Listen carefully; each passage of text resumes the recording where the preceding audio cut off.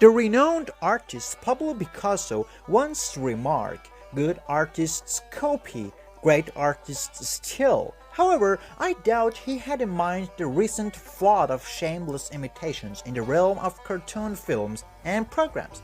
While top cartoon artists frequently draw inspiration from each other, certain companies have resorted to outright copywriting successful cartoon concepts in pursuit of quick profits. Skeptical? Well, from Chopkick Panda to the jaw-dropping Goober and the Ghost Chasers, it's time to pass judgment on some animated atrocities, the worst, weirdest, and the most comically outrageous cartoon rip-offs all time. Be warned! Some of you tuning in may have entered this world post-2007, which makes me feel ancient enough to sense my bones turning to dust. But for older millennials like myself, you'll remember a time when something extraordinarily peculiar infiltrated Western culture. I'm referring to the moment when the iconic comedian Jerry Seinfeld, mastermind behind Seinfeld, one of the most triumphant American sitcoms, decided to venture into the realm of children's movie with B-Movie. In a nutshell, the plot revolves around a bee suing humanity for honey theft. Quite the absurd concept, isn't it? Yet, this strangeness peaks when a woman literally falls in love with a bee, culminating in the film's conclusion, with the odd couple co-managing a flower shop. Yes, they showed this to the children. The late 2000s were undeniably bizarre. Despite its sheer lunacy, the movie ranked in $293 million at the box office, inspiring smaller animation studios to capitalize on the B-movie frenzy. Enter Plan B, a monkbuster by Sparkplug Entertainment in 2007, the same year as B-Movie's debut.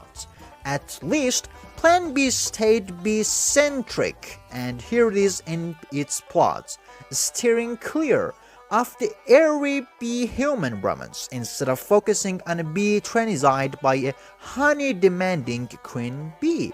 While B-Movie embraced vibrancy, Plan B offered nightmare-inducing animation on a shoestring budget. Every frame screamed cheap, and those demonic red eyes on the characters didn't help. Plan B has rightfully earned a post among the worst films ever made, documented by Awful Movies Wiki. Reviews spared no mercy. One critic summed it up with, "The acting is so bad, and the animation is so bad, and everything is so bad, and oh my god," another compared the animation to the sleep paralysis demons haunting them at night. Someone even resorted to washing their eyes with acid after watching it. One review was surprisingly lenient, merely limiting the surplus of bees. Another advised seeking psychiatrist's help for those who found enjoyment in Plan B. Yet, the pinnacle of reviews declares, "Plan B literature ruined my life, 10 to 10. Why do I suspect Jerry wrote that one? Bamboozler. Now, let's talk about Jax Black, the comedic maestro and voice behind Pro, the formidable Kung Fu Panda. Alongside Hollywood heavyweights like Jackie Chan, Angelina Jolie, and Lucy Liu and Seth Rogen, this franchise soared to greatness with its debut in 2008, amassing over $1.8 billion across 3 films, with the 4th Kung Fu Panda in the pipeline. With such sizzling panda property, it's no surprise that knockoff emerged at lightning speed. First up was the Little Panda Fighter. In November 2008, a direct-to-DVD release arriving less than 6 months after Kung Fu Panda.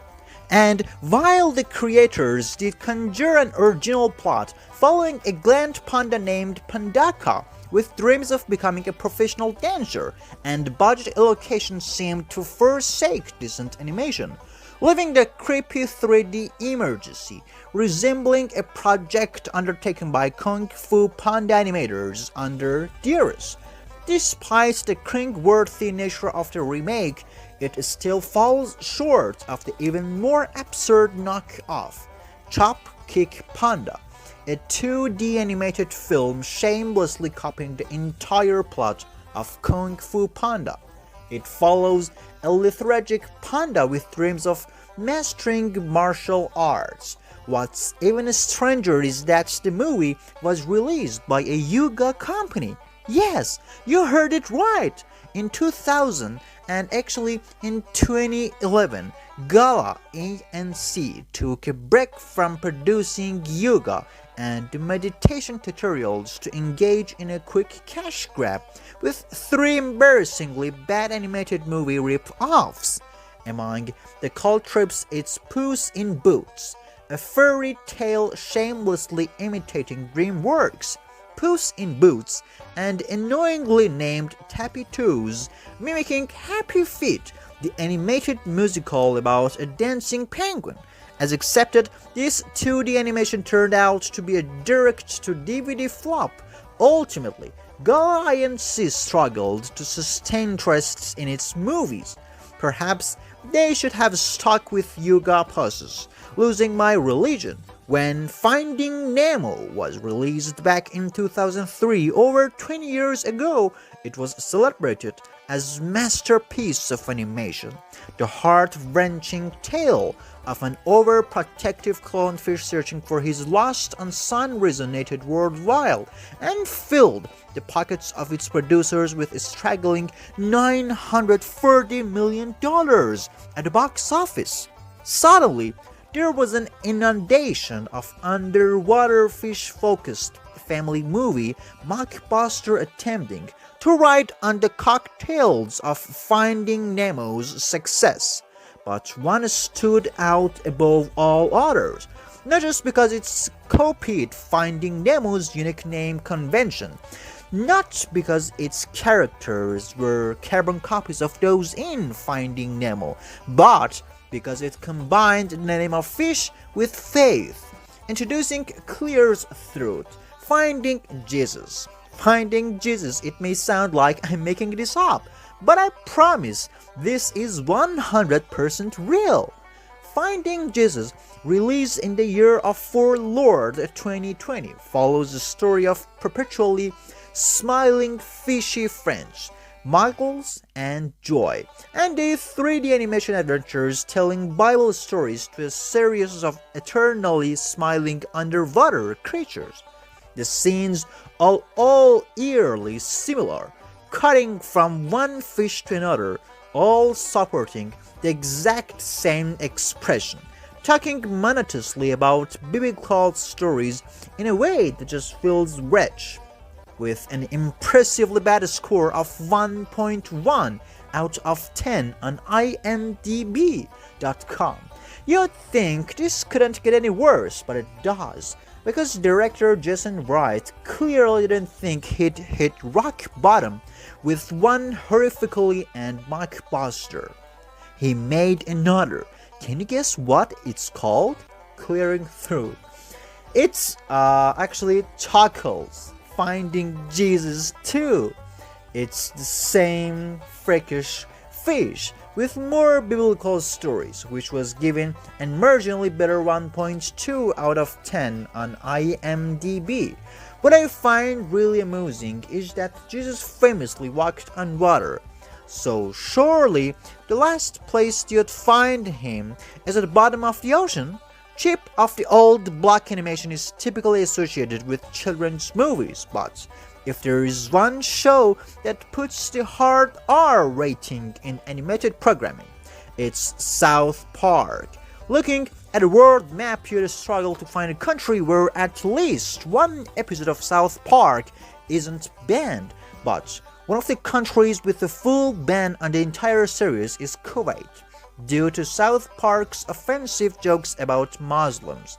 Thanks to this total ban on the original, Kovic got away with releasing a computer rip-off version of the show.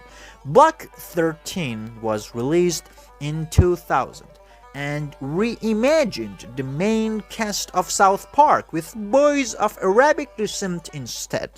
Cartman replaced by Abad, and the classic Bane switched out for the white takia, a religious headdress. Kenny is replaced by Septum, whose voice is muffled by a vapor and red kiffy instead of the orange hoodie. Although Kyle's trapper hat is still worn by his Block 13 substitute, Azus and Oddwater had to wear in the hot desert where the sitcom is set. But of course, the plagiarizing animators didn't have any original ideas of their own. Similar to the original South Park, the series addressed social issues concerning Kuwait's population but toned down much of the offensive humor to be more family-friendly. A notable difference is that Salim doesn't meet his demise in every episode, unlike Poor Kenny. The series aired on Kuwait TV from 2000s to 2002 and spanned 3 seasons. What's truly peculiar about this show is that it was the first animated show produced in the ultra-socially conservative Persian Gulf region, and out of all the cartoon properties, they chose to mimic one of the most offensive cartoons of all time. A twist so ironic, I think South Park's creators might actually be somewhat proud. Rat Race.